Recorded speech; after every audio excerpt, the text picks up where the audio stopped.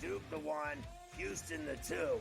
They're the two best defensive teams in the country. I want to see them play for the right to go to the Final Four because I think that would be a kick-ass game. Duke is really great on both ends of the floor. You know, they can score and they can defend, and that's why they win by big numbers all the time, because they're really good on both ends of the floor. I don't trust Houston's offense. Pharrell Coast to Coast, only on SportsGrid. I talked about AZ Fudd a lot, folks, and said when she got back from that knee injury, remember, it's the second ACL tear she's had in her career, that she was going to be a difference maker. UConn is plus 330. They're not going to get challenged again in the Big East until they come out of conference play in a conference tournament. I still like them at plus 330 to win a national championship. Betting above the rim, only on SportsGrid. I feel when I look at this Arizona team, I don't take them serious as a national title threat because you're asking Caleb Love to bottle magic that I just don't even think exists.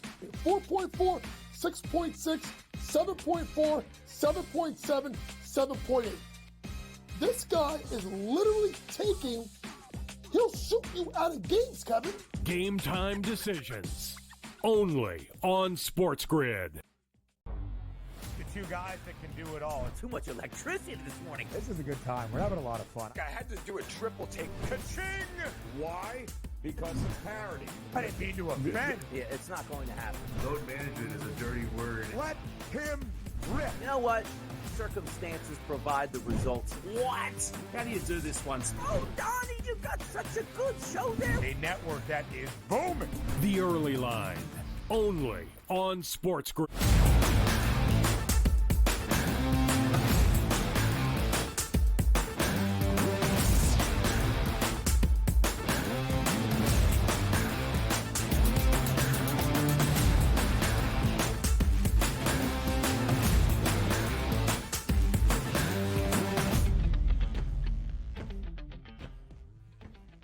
Hello and welcome to a Thursday Live right here on the Early Line on SportsGrid and all across the SportsGrid network. That includes sportsgrid.com/watch, where you can find your favorite destination to consume everything all across the grid. He is Donnie Rightside. I am Ben Stevens. We are here together for the next 3 hours up until 11 a.m. Eastern Time. A Thursday that fully welcomes back the NBA. The All-Star break is through. A standalone game and a stunning result last night in Los Angeles, but now 9 games around the association as most teams, DRS, in the NBA get ready for the stretch run of this regular season. And on this Thursday, there is a matchup on the ice for pride of country. The Four Nations face-off championship game between the United States and Canada. We're shipping up to Boston. A full preview of everything we will see between these now bitter border rivals for a title at stake tonight inside TD Garden. We've got some great college basketball to recap from a Wednesday. Some more ahead on this Thursday. What a 3 hours in store here on TEL. Can't wait for it. Like, again, national pride on the line. And by the way, if you are Canada and over the past 4.5 months here, if the U.S. then beats you at hockey, it is a wrap on Canada. And I'm here to watch it tonight. So the energy will be flowing. All I want to say is USNA. USNA. There you go. Let's get the chance going.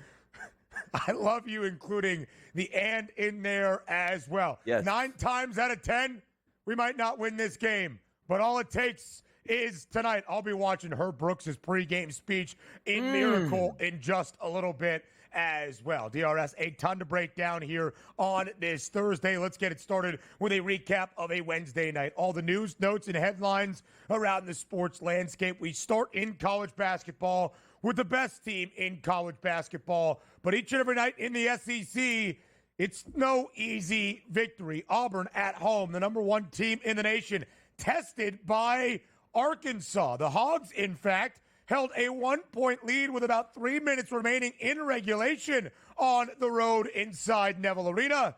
But Auburn does rally down the stretch. The Tigers victorious 67-60 against the Razorbacks. Arkansas, though, does cover as a 16.5-point road underdog. However, Auburn straight up in the SEC remains atop the conference at 12-1. Yeah, I didn't want to mess with that big line here because coming off that Saturday game, 1 versus number 2, you might have had a little bit of a struggle. And they did, but they won the game. That's a sign of a good team. The one thing I did like was team total under 67.5 for Arkansas. They just got the 60 points. Thought it was a pretty good defensive matchup for Auburn. Good teams win. Like, understand, you want the cover. I get it if you bet Auburn. But the fact that you came off that game Saturday and still had enough oomph in the SEC to win at home when you didn't bring your A game there, that's a good sign for Auburn moving forward, Ben.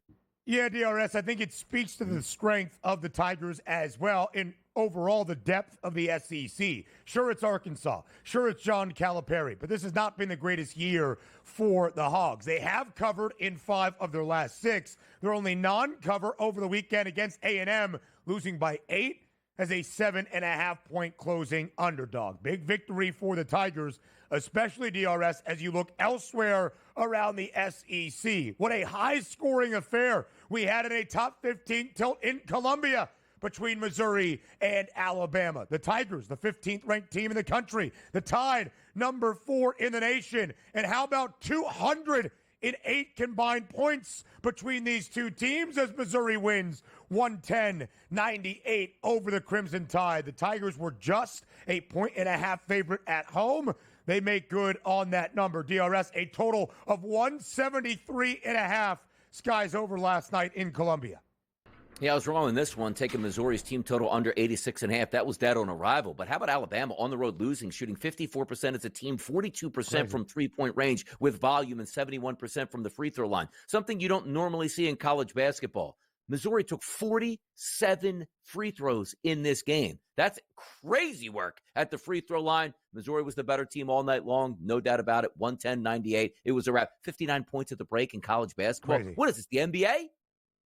That's what it looked like. That was an NBA score last night. Again, very, very much over even a lofty pregame total. The Crimson Tide shot nearly 61% from the floor, 50% from deep in the opening half, and still trailed by 13 at the break. Again, a shout out to Dennis Gates and his Mizzou team. Last year, DRS 0-18 in regular season SEC play and dropped their only game in the SEC tournament. 0-19 in SEC action last year. Just 5-14 against the number. This year, they are 9-4 straight up in the SEC's best cover team in conference play. 11-2 now against the spread. Great second half out of Kentucky. Elsewhere in the SEC, in a game, DRS, the spread really caught my eye. Only 4.5 points in favor of the Cats at home inside Rupp Arena against a Vanderbilt team that is sub 500 in conference play. Kentucky uses a big second half to win by 21,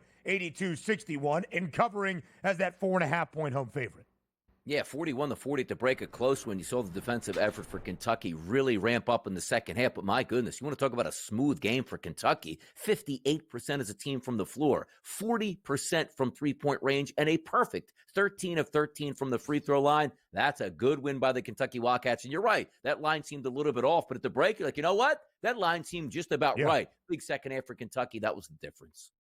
Big second half for Otega Oweh as well. You talked about the efficiency for Kentucky. The big Amari Williams, 17 points on a perfect 6 of 6 from the floor and 5 of 5 from the charity stripe. Let's get to the NBA, officially back from the All-Star break yesterday with one standalone game in Los Angeles between the Lakers and the Hornets, a rescheduled game from early January due to the devastating wildfires in L.A. And the Lakers were a 12.5-point home favorite. DRS, we did not expect the Lakers to win by 15 plus, but we thought they would start the stretch run of this NBA campaign at least with an outright win.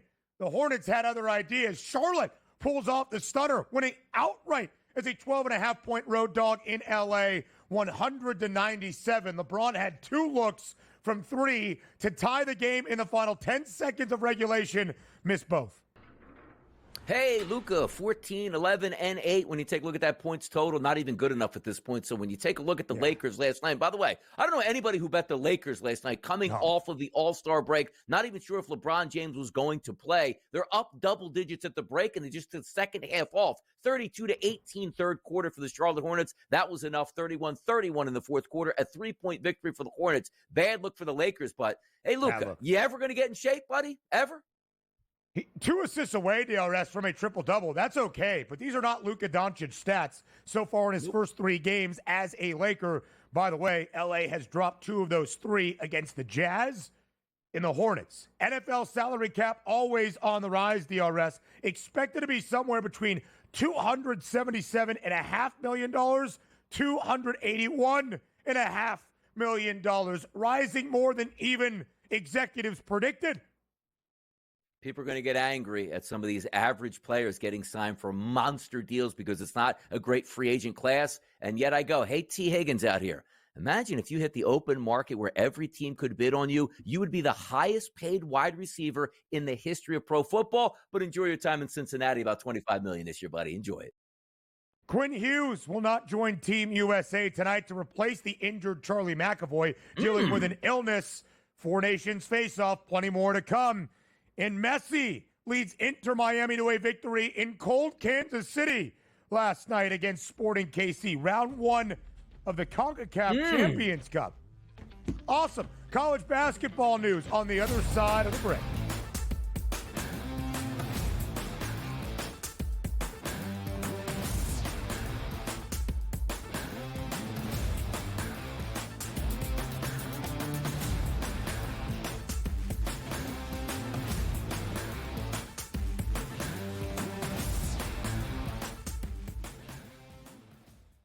So my team didn't win this weekend, but I still did with this app that's taking over the game. Sports Millions Pick'em lets you make quick and easy predictions. Pick your favorite players, go higher or lower, and you can still win big even if your team loses. Plus, the multiplier is insane. With just a few picks, you can win big money. So get on it. They've got a welcome bonus to help you start off your winning streak.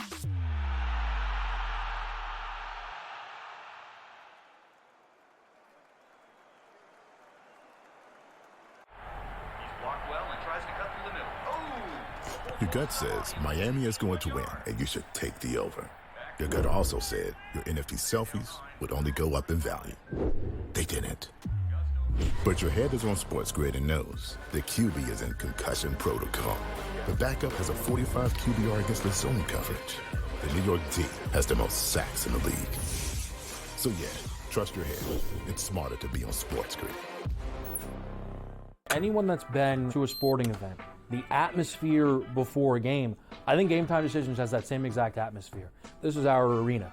This is what we do. There is going to be an energy to Game Time Decisions that you will feel night in and night out. The excitement you get when you lock your bets in, when you're figuring out what you want to do, we can zone in on the biggest games each night. I want this to be the place that people come to before the games start so they feel as ready as possible to lock in their cards. We are going to hit every single one of those markets that you need to know about. We're going to go through every single thing, and I've got a great team behind me that's going to help me get the job done. There is not going to be a better place, I promise you, than Game Time Decisions to get that new information, react to it, and be able to then bet accordingly. We will have everything at our disposal, and we will use that to our advantage. I'm Kevin Walsh. Tune into Game Time Decisions from 6 to 8 p.m. Eastern on SportsGrid.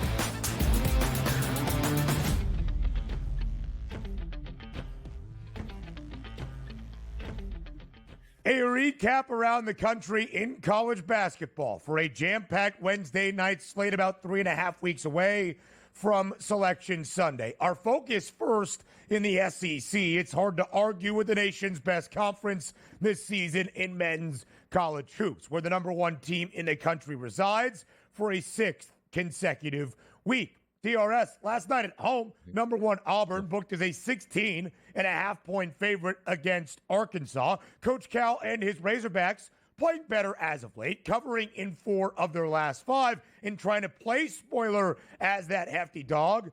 The Hogs nearly did. A 1-point lead with about 3 minutes remaining in regulation before Auburn figured something out down the home stretch, pulling away as good teams do. Not a cover, but a win for the Auburn Tigers, 67-60 over Arkansas last night at home.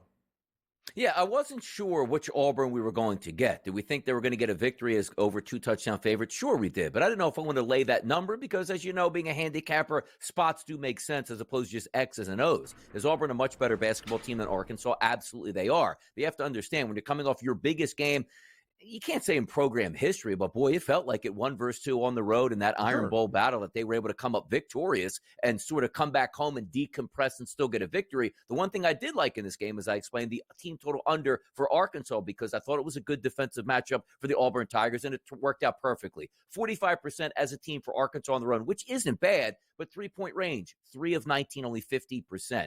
15%, excuse me. Then from the free throw line, 7 of 14, only 50%. If you're going to win close games against number 1 teams in the country, you better make more than 50% of your free throws, because certainly down the stretch, that's going to make a big difference. Then Auburn, from an offensive perspective, they shot 4 of 24 from 3-point range, only 16%, and shot 40% as a team and still won. Why? Because they played very good defense and held at the end. And as we always say, Ben, home court advantage absolutely matters in these big conferences, and you saw that play out yesterday. Didn't bring their A game, but still won. Important win. In DRS, that's really the strength of Auburn, in my opinion. It was not their best game by a large margin, and yet Auburn still found a way to win at the end, to be 12-1 straight up in the SEC, and now even further their lead atop the conference. Their National Player of the Year frontrunner in Jedi Broom, still a great game, 16 points, 13 boards, 7 of 15 from the floor. But really everybody else in the starting 5, not great. Chad Baker, Mazzara, Cheney Johnson off the bench, pretty solid, which again is the depth of this Auburn team. The Tigers now 12-1 straight up in SEC action, just 6-7 against the spread. Arkansas, a disappointing year, 4-9 in SEC play, but they have covered in 5 of their last 6, and the only game without a cover was over the weekend against Texas A&M, losing by 8 as a 7.5-point road underdog. So the Hogs playing better, just too little too late for John Calipari to lead the Razorbacks to the NCAA tournament in his first year in Fayetteville. The Auburn Tigers, great. They beat Alabama on the road over the weekend. The Missouri Tigers also looking really, really good as of late, especially in the calendar year 2025. They played Alabama last night at home, and Mizzou put up 110 to win by 12, 110-98. Missouri closing as just a slight money line favorite, 1.5, minus 120 on that money line. A total DRS in the low 170s, which is very high by college basketball standards, still skying to the over with 208 combined points between these two teams last night. Yeah, letdown situation for Alabama. Again, as we just said, you hang on for Auburn for a victory at home, but Alabama had to go on the road against Missouri, who was hot on offense, and boy, they got put under 110 total points. But how about this? 31 fouls called against the Alabama Crimson Tide, which equated to 47 free throw attempts for the Missouri Tigers. You take a look at Missouri at home, shooting 60% from the floor as a team, 40% from three-point range, and still only 66% from the free throw line. But when you shoot 47 free throw attempts, you make 31 free throws. That is absolutely amazing. And it wasn't if Alabama played all that poorly here, Ben. No. 54% as a team on the road from the floor, 42% from three-point range, and 71% at free throws, making 15 out of 21. That's usually a victory here. But Missouri was red hot yesterday, ready for that challenge from the Alabama Crimson Tide. And look, this is the SEC, man. Hard to win on the road, but also, can Missouri make some noise in the SEC tournament and into March Madness? You put up games like this where your offense is firing at all cylinders and getting to the free throw line, that's pretty impressive. And they've got great balance throughout their team. Mark Mitchell, the Duke transfer, game high, or team high, I should say, 31 points because Mark Sears for Bama scored 35. Caleb Grill off the bench, 25 points for this Dennis Gates Missouri team. And DRS, Mizzou last year played 19 SEC games, including their lone game in the conference tournament, lost all 19, 5-14 against the spread. That was it. This year, they are now 9-4 straight up in the SEC. In the conference's best cover team, 11-2 against the spread in SEC action. What a turnaround for Missouri to be over in conference play a season ago, and now going to be an NCAA tournament team, a top 15 team in the country with a chance to make some noise in the big dance. By the way, first loss/non-cover for Alabama in 5 games as an underdog this season. A line that really stood out to me, and oftentimes in college basketball, lines really do catch your attention when they look funky, like the one did last night. Kentucky at home against Vandy. Vandy only a 5-win team in the SEC. Kentucky's still a top 20 team in the nation. Just a 4.5-point spread inside or up arena for the Cats. Tight early, a great second half for Kentucky where they stifled the doors defensively. Vandy scoring only 21 points in the second half, and led by Amari Williams and Otega-Owe, Kentucky wins by 20 plus, 82-61. Covering is a 4.5-point favorite. They did everything better, Kentucky at home, and in a close first half, extending that in the second half. You take a look at Vanderbilt, 40% from the floor. Kentucky, 58% from the floor. 3-point range for Vanderbilt, 20%. For Kentucky, 40%. Shooting free throws, 54% for Vanderbilt, 100% for the Kentucky Wildcats. That was a great second half close yesterday. Yeah. Kentucky needed that. Now, it's crazy. Like, Kentucky's actually 7-6 in conference play. Like, ooh, that's a bad season. No, they're a top 20 team because of how tough that conference is on a night-to-night basis. Which is why wins like that, winning by 20 plus on your home floor, even against a 5-8 Vandy team, is still impressive. Elsewhere around the country in college hoops, next.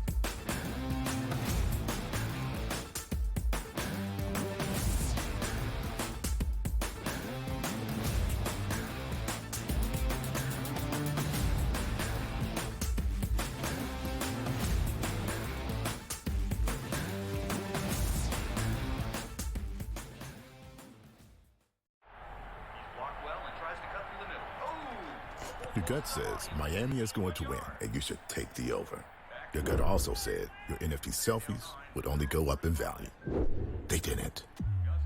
But your head is on SportsGrid and knows the QB is in concussion protocol. The backup has a 45 QBR against the zone coverage. The New York D has the most sacks in the league. So yeah, trust your head. It's smarter to be on SportsGrid. You watch playoff games. The playoffs are all that matter. The league's got an issue. They just don't want to admit it. They brag about how huge they are, how global they are. Ratings are through the roof. Profits are through the roof. I mean, between the NBA and NHL lying about their ratings and the money they make, I'm sick and tired of it. Pharrell, Coast to Coast, only on SportsGrid.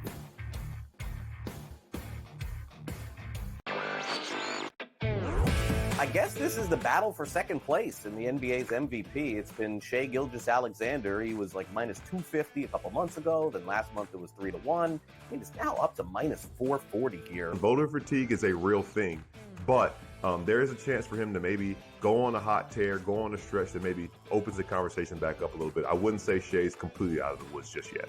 Newswire, only on SportsGrid.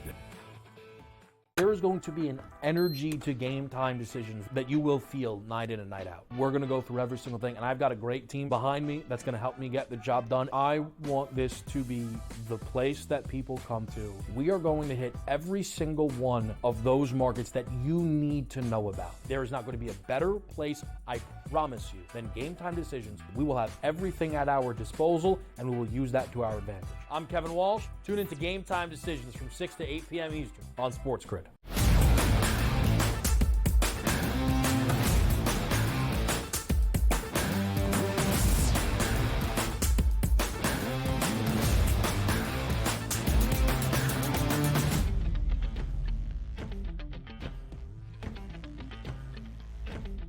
Around the country in college basketball from a Wednesday night. In St. John's, DRS continues to prove why it's one of the best teams in the nation, certainly the best team in the Big East right now. Beating DePaul is nothing really to write home about, but beating DePaul in emphatic fashion when you are booked as a double-digit road favorite in Chicago, yeah, it speaks to what you are doing. St. John's, a top 10 team in the country, covering as an 11.5-point favorite against the Blue Demons. A total of 142.5.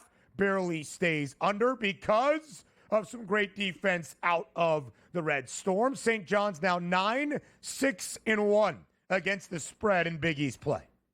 Yeah, always nice to go on the road and face DePaul because you don't really get too much pushback as they dropped to 2-14 in conference play. The Miracles actually won 2 games in Big East conference play this year. But the handicap yesterday, again, for me, was a team total under on DePaul because of exactly, Ben, what you just said. The defense for the Red Storm really matched up extremely well against the Blue Demons. You look at them, 18 of 55 from the floor. We're talking about DePaul here, 32% on their home court. 3-point range, 10 of 30, only 33%. They did make all their free throws, 12 of 12, but as you see, you're not going to win very many basketball games shooting close to 30% against a team like St. John's, who doesn't really rely on the three-point shot. Yeah. But how about last night? 9 of 21 for St. John's, 43% from the three-point line. If they can get anywhere near 40% from the free throw line moving forward in the Big East tournament and also into March Madness, watch out for St. John's because the one thing we know, they're scrappy. They don't shoot all that well. So the field is usually level because once you get to March Madness, not everybody shoots great on those neutral courts and those giant dome situations. But if St. John's can bring a little bit more offense like we saw last night, and I know DePaul's a bad basketball team, but that's a really good look for them if they can shoot that way from three-point range. No R.J. Lewis last night either for St. John's. Kadari Richmond continues to do everything. 17 points, 9 boards, 5 dimes. Davon Smith back in the lineup, team high 18 points. Huge game on Sunday at the Mecca inside Madison Square Garden. St. John's will host Connecticut. UConn considers MSG Stores South. We'll see how that plays out on Sunday inside the world's most famous arena. Because right now, DRS, the Red Storm, with only 4 Big East games remaining in the regular season, 2.5-game advantage over Marquette. St. John's ends the regular season in Milwaukee against Shaka Smart and the Golden Eagles. But St. John's just a few wins away in their Final Four from clinching their first Big East regular season crown since 1991-92, the final year that Lou Carnesecca was the head coach up in Queens more than 3 decades ago. Some Big Ten action last night. Penn State snapping a 7-game slide and hammering Nebraska 89-72 as a slight 1.5 home dog inside the Bryce Jordan Center. Oregon, a win on the road ever so slightly. 2.5-point spread at close in some spots. 80-78, the victory for the Ducks. Couple of Big Ten games in big results for Oregon. And Penn State, DRS, not going to be a tournament team in the second year under Mike Rose. We just said, snapped a 7-game slide. But it is important down this final 2 weeks or so of the regular season for the back half of the Big Ten standings as well. Only 15 of 18 teams get into the conference tournament this year in Indianapolis. Penn State in the bottom of the standings trying to find its way to Indy in that conference tournament.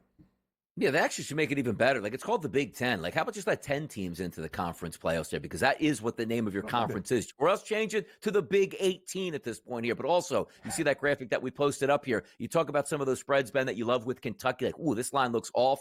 I went and took the bait as well. Like, SMU minus 1.5 at Notre Dame with every metric told you SMU, except for that line was off. I said, you know what? I'm with the public tonight. I'm back in the public. And that was an absolute laugher last night by SMU on the road against Notre Dame. Yes, it was. 97-73 in a couple of ACC spots. North Carolina, the home team, knocking off in-state foe NC State. By the way, the Wolfpack, 3-12 this year in ACC action, 10-16 overall. Man, they missed DJ Burns in that Final Four run a season ago. They did get there through the ACC tournament. Well, yeah, I mean, we'll see exactly how that goes for NC State. But a big win for UNC, trying to find its way to the big dance as well. And keep an eye on those Drake Bulldogs and Ben McCollum. Now 24-3 straight up this year. 17-point win at home, covering as a 10.5-point favorite against UIC. Bennett Sturtz might be a name that not many know around the country, DRS. 25 points, 7 dimes, 6 boards. One of the best guards in the country playing for those Drake Bulldogs. We'll get to the NBA in a standalone game in Los Angeles. Up next, live right here on this Thursday morning on the Early Line.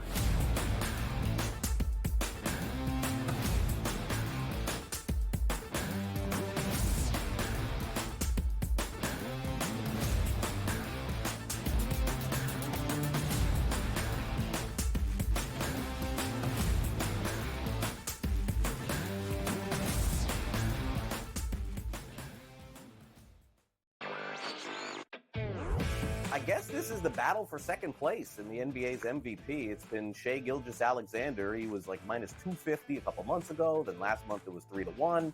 He's now up to minus 440 here. Voter fatigue is a real thing, but there is a chance for him to maybe go on a hot tear, go on a stretch that maybe opens the conversation back up a little bit. I wouldn't say Shai's completely out of the woods just yet.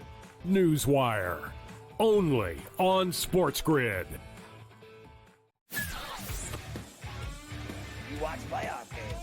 The playoffs are all that matter, and the league's got an issue. They just don't want to admit it. They brag about how huge they are, how global they are, ratings are through the roof, profits are through the roof.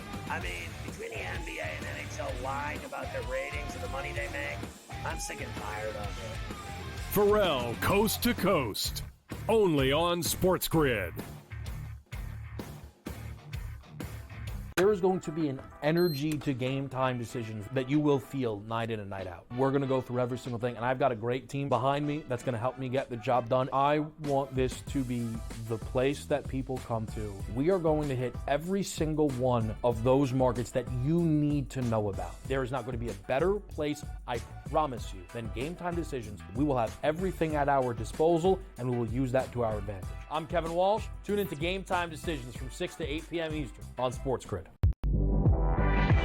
I talked about AZ Fun a lot, folks, and said when she got back from that knee injury, remember, it's the second ACL tear she's had in her career, that she was going to be a difference maker. UConn is plus 330.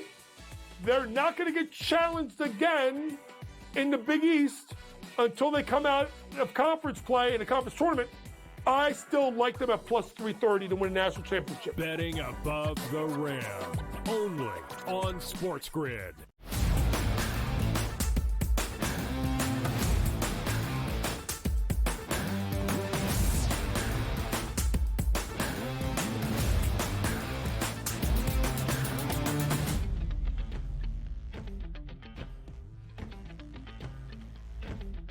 The NBA officially back from the All-Star break on a Wednesday night with a standalone game, a makeup game that was originally slated for the first few days of January, but due to the devastating wildfires in Los Angeles, had to be postponed, rescheduled after the All-Star break. On a Wednesday night in the City of Angels, the Lakers and the Hornets. An interesting game, DRS, not just because it was game number 3 for Luka Doncic, or would LeBron James play after sitting out All-Star Sunday night, but of course because of the other proposed blockbuster deal during NBA trade deadline week that would have sent Charlotte's big man Mark Williams to LA in exchange for Dalton Knecht and a few other pieces. But the trade had to be rescinded after a failed physical on behalf of Mark Williams. So a lot at stake last night in LA.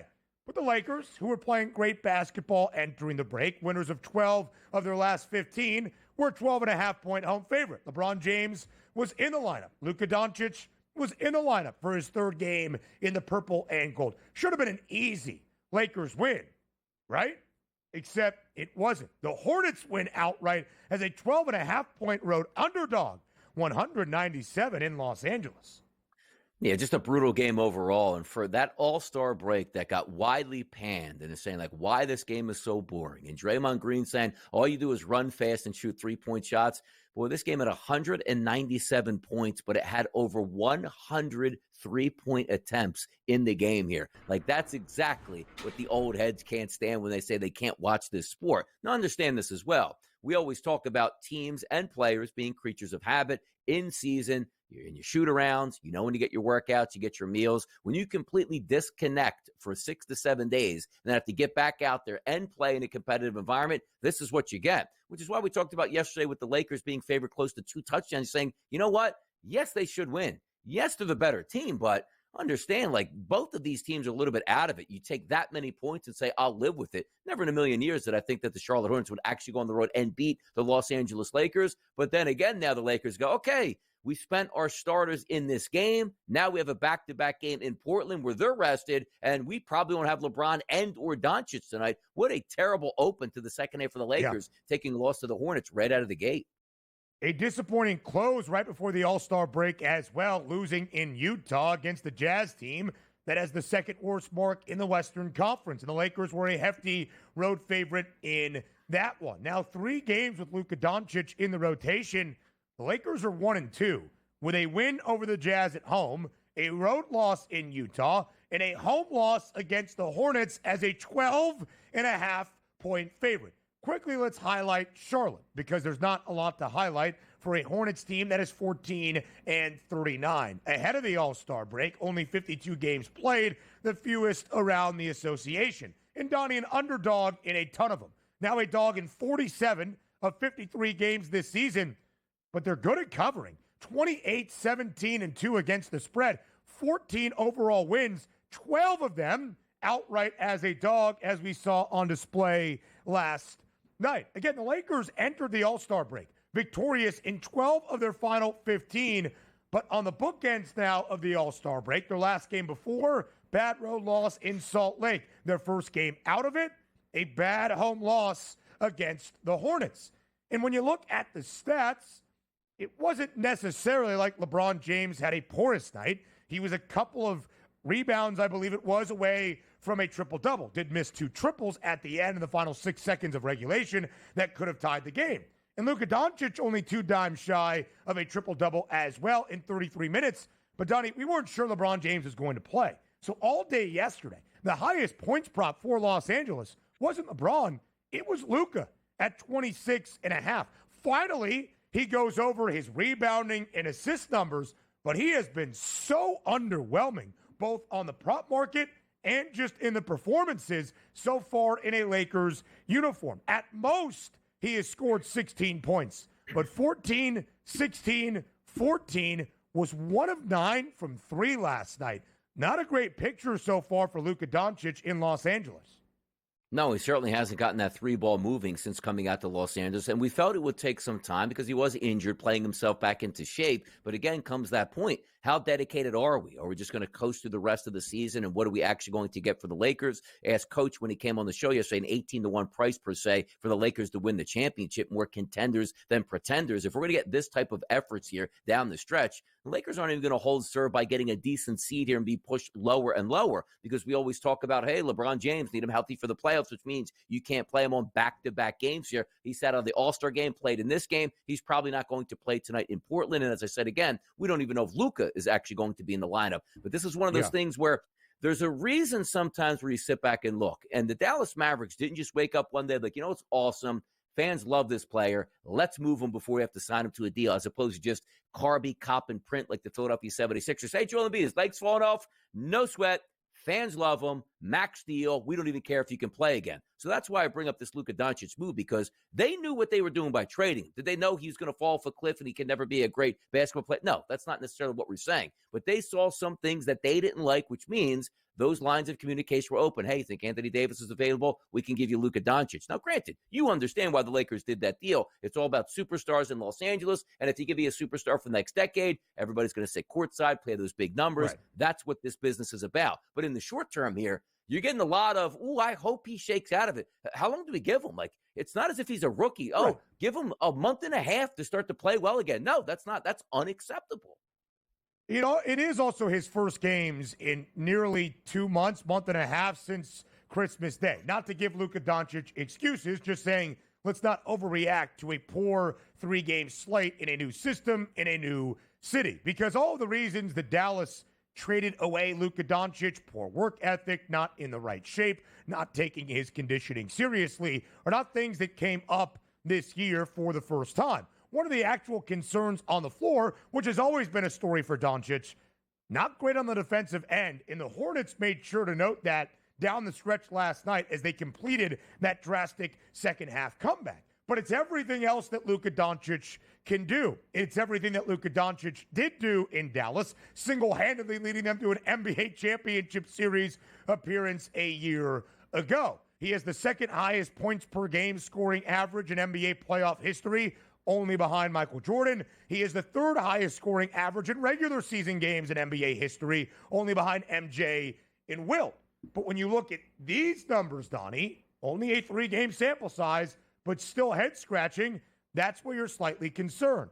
First game in Los Angeles, 24 minutes against Utah, 14 points, 5 boards, or 4 assists. Second game in Utah, 23 minutes, 16 points, 4 boards, 4 assists. Last night, 33 minutes, 14 points. Finally better in the other areas, 11 rebounds and 8 dimes, but just 5 of 18 from the floor, 1 of 9 from 3. Again, not a great start in the purple and gold for Luka Doncic. But, Donnie, there is still the optimistic outlook for Los Angeles. 32-21, just a game behind Houston for the 4-5 split. The Rockets, the 4 seed right now. The Lakers, the 5 seed. And still the third best price at plus 750 to win the Western Conference crown. But I think if you are a sports bettor and you see the start with Luka Doncic on the floor alongside LeBron James, you're probably a little bit skeptical betting any of those two numbers there. Correct. And also, when he got traded, we're talking about Luka Doncic from Dallas to Los Angeles. Like, that didn't ooh, now the Lakers got a chance at victory here. Did the Lakers get better? Maybe they did. Did they get the star of the future to replace LeBron? They probably did that. But at no time did I look at the Lakers like, now's the time to pounce because they can actually win the West. They'll be competitive. But never once that trade was made, did I think that the Lakers were running to a championship this year at all. And we'll see how it plays out. I don't think they're going to win a championship. I did bet the Lakers price to win the Western Conference crown, expecting them to at least be in the second round of the postseason. I'll be frank, though, you got to see better results than what we have seen so far against teams where maybe you take your lumps and learn from it, at least in Luka Doncic. You shouldn't be losing to the Jazz and the Hornets outright. NFL news and notes, including that inflated salary cap. Next.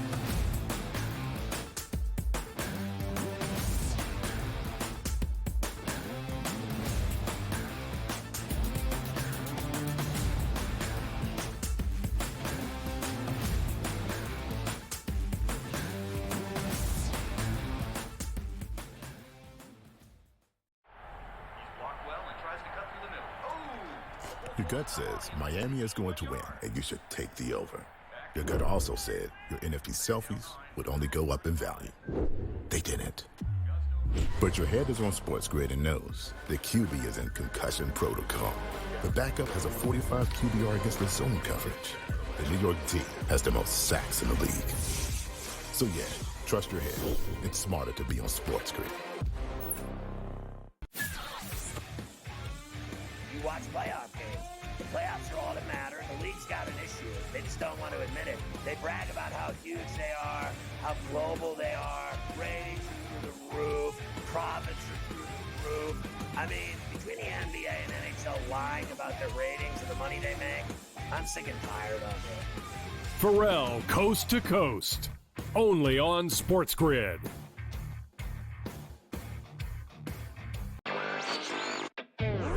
I guess this is the battle for second place in the NBA's MVP. It's been Shai Gilgeous-Alexander. He was like minus 250 a couple months ago. Then last month it was 3-1. I think it's now up to minus 440 here. Voter fatigue is a real thing, but there is a chance for him to maybe go on a hot tear, go on a stretch that maybe opens the conversation back up a little bit. I wouldn't say Shai's completely out of the woods just yet. Newswire, only on SportsGrid.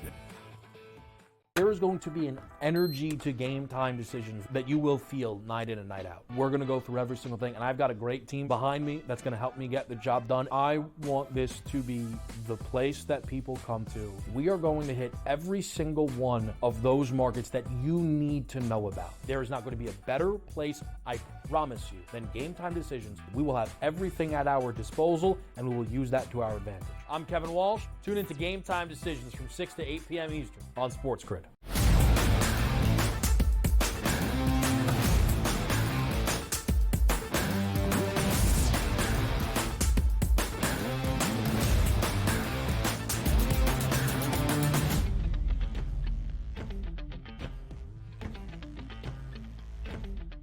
The NFL offseason, but news and notes as always. DRS, as we were discussing yesterday, franchise tag window now is opened up. We have had a lot of free agency conversations looking at the offseason outlook for basically all 32 NFL teams and organizations as well. And one thing we always remind people, the NFL salary cap just continues to go up, up, and up. Projected estimates for the 2025 league year set the salary cap somewhere between $277.5 million to $281.5 million. A large gap But DRS, just 2 years ago, the 2023 NFL season, the salary cap was just shy of $225 million. We are going to be up by over $50 million in a 2-year window. It is why we see record-setting, historic NFL contracts offseason after offseason after offseason because that salary cap continues to increase. It's really good for teams that are really good. The reason I say that is if you have a couple free agents, let's just take a look at the Philadelphia Eagles, for instance. A couple guys they would like to re-sign, just got even more money under the cap to bring them back. Do you know what hurts? When they go, ooh, look at the Patriots, $100 million in cap to spend. Yeah, you do have to spend it, but that doesn't mean you're going out and signing mid-level wideouts to big-time money because you have to spend it on those guys. So I know when it looks like, say, hey, I love the cap going up here, that really hurts the bad football teams. I'm sorry, because an already limited pool of free agents, now you're spending all of that money on guys that I guess he can help us out. And that number 2 wideout, you're now paying number 1 money. And Sam Darnold, we needed a quarterback. Now we're paying him like he's Jalen Hurts and or Patrick Mahomes. You see where I'm going with this thing here? The salary cap going up is fantastic for the players, but not necessarily for the teams that are actually looking to improve. You actually, if you're a team with salary cap money out there, like let's just say the Chicago Bears or the New England Patriots, you'd love the cap to go down $40 million. Like, oh, we're the only ones with money to spend. We can pay whoever we want now at this point. So buyer beware. It sounds great, but get ready for this. Just like the NBA a couple of years ago when they started to hit that new money, bums were getting $100 million contracts in the NBA. This is a new life. You're going to see marginal guys sign for monster money, which also is going to upset the apple cart from some of those guys that signed just 2 years ago who are superstars. So lock in, baby. The money's here. People are going to be upset and overpaid at the same time. Who are going to be looking for those renewed paydays, which is funny when you look back on contracts like Patrick Mahomes, who signed a 10-year, $450 million extension now 3, 4, 5 years ago. At the time, it was like nearly $500 million. What are we doing? Patrick Mahomes plays on a discount compared to many other quarterbacks that have nowhere near the resume nor pedigree of Mahomes. But it's why, if you are shrewd with your finances and you have a forward-thinking front office, you can make some dividends. To Donnie's point, it's not an overly robust free agent class to eat up some of this increased and inflated salary cap. But we have seen that, DRS, in the past few off seasons as well.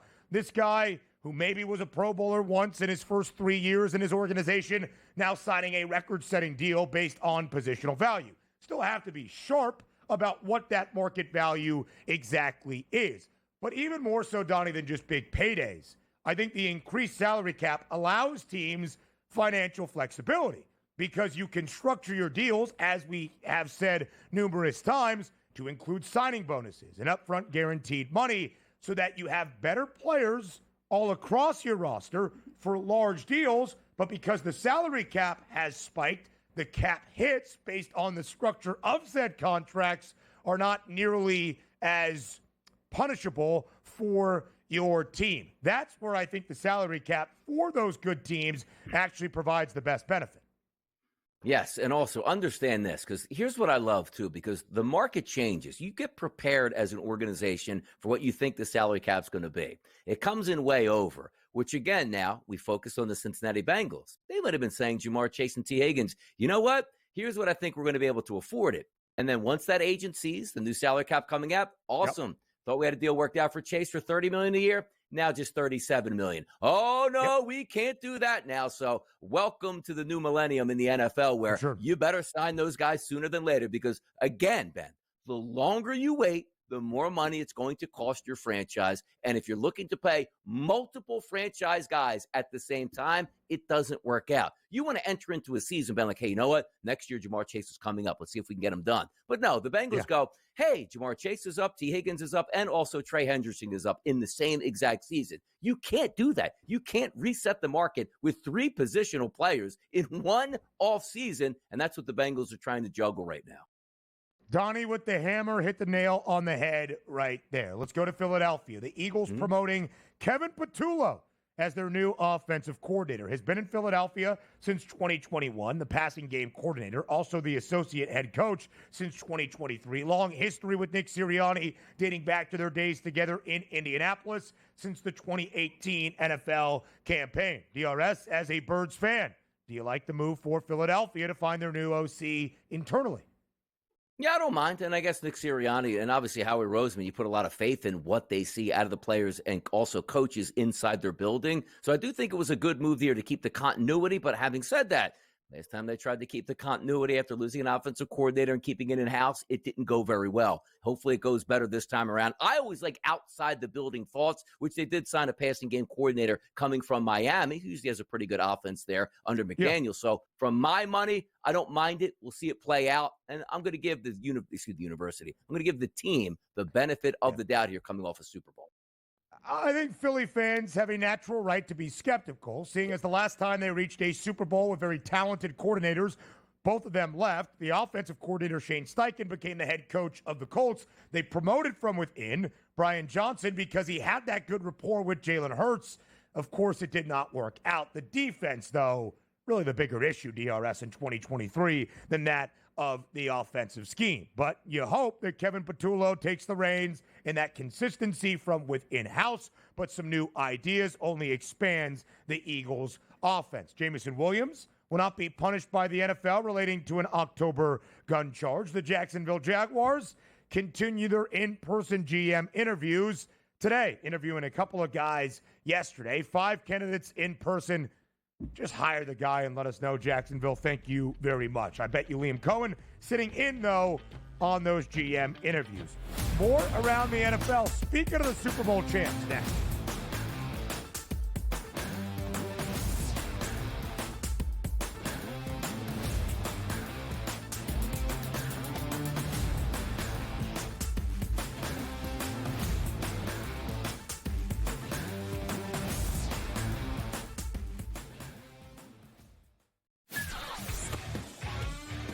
Duke the 1, Houston the 2.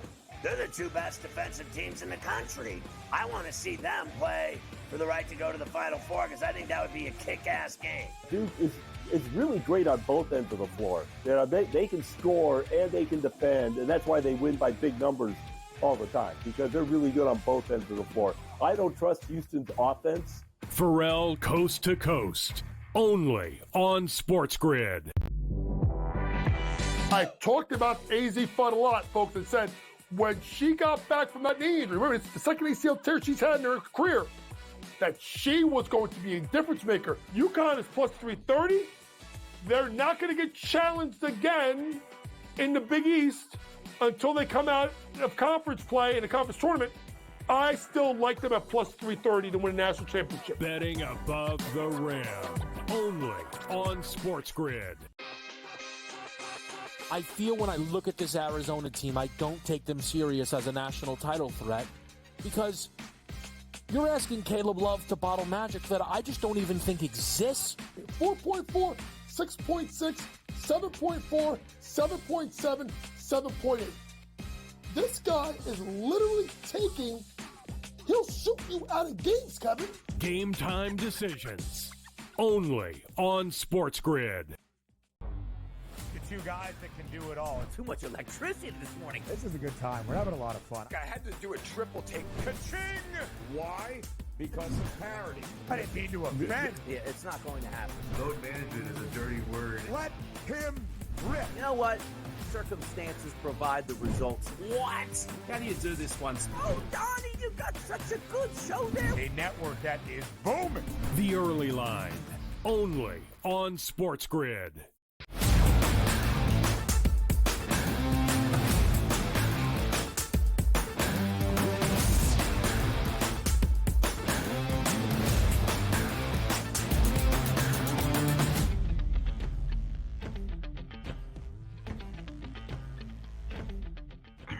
Live right here on the Early Line on SportsGrid, ending out this opening hour.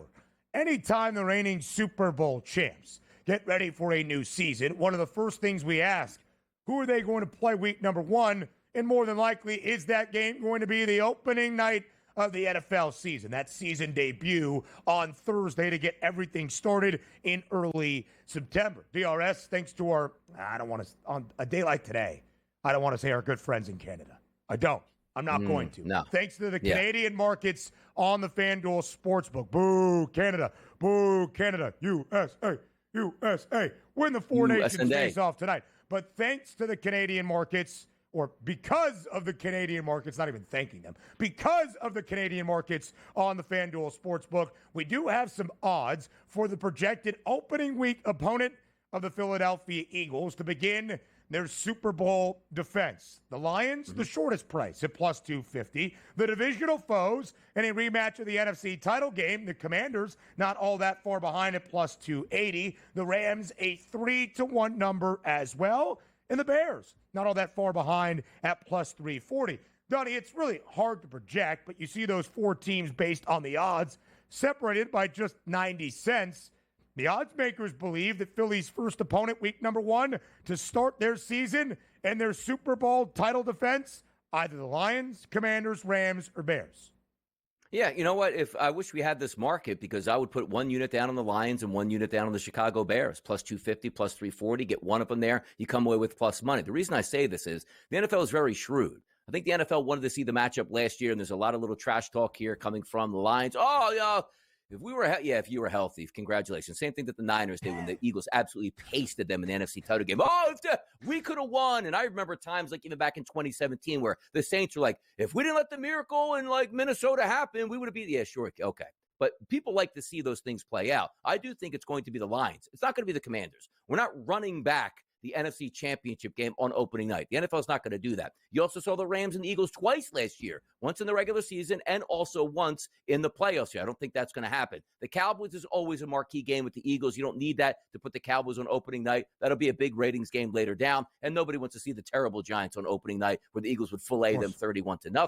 So the Lions and the Bears make the most sense here. I do think it's the Lions, but again, if you're just looking to get plus money here, take them both there. Yeah. Lions and the Bears, it's going to be one of those two teams. The Commanders would make logical sense. NFC Championship game, rematch, divisional foe. But you don't really want to start the year, and oftentimes they will not, with a divisional matchup in that season debut. The Eagles are going to play on that opening Thursday night, right? I'm not crazy in saying that. Is it always Super Bowl champ? Always. Yes, always the Super Bowl champ. So they will play on that opening Thursday. The Bears, a big market team, of course, in Chicago. You might be thinking to yourself, why would the Bears, who won 5 games a season ago, even be in consideration for this spot? Big market team in Chicago, third largest television market in the country, and, of course, a lot of notoriety this offseason. Expected to be much better this year, of course, than they were in 2024. The Lions makes a ton of sense to me. The top 2 seeds in the NFC playoff bracket. Detroit has been in prime time so often in the last few years. If I had to bet on it, and we could, Canada. If I had to bet on it, and we could, I would probably go Detroit DRS at plus 250, although it is the shortest number.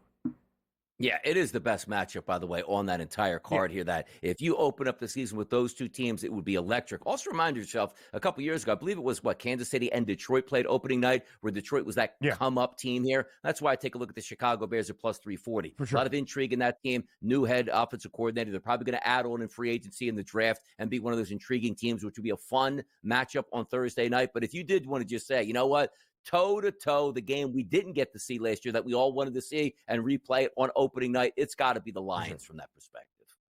Yeah, I think it will be. What a celebration it will be in Philadelphia. The opening Thursday night of the year, the home of the reigning Super Bowl champion Eagles inside a Lincoln Financial Field. Mike Donnie right side, try to be in attendance? Nope. Won't be in attendance because I'll be at PFT in Homedale cheering on the start of a brand new football season. How about that? Love that for you, DRS. Wasn't sure if you were going to take the day off. But listen, we'll have no days off. I'm not Kevin Walsh. Debut. No days off. Yeah. Oh, for sure he will. It's true. The guy was never here. Barely here for a Football Friday all this past season. But that's fine. We respect Donnie Right-Side's hard work and everything that he means to the SportsGrid network. Canada, right? Well, let's get you ready for that Four Nations face-off title game tonight in Boston. The United States and Canada with Pete Gentry when Hour 2 starts next.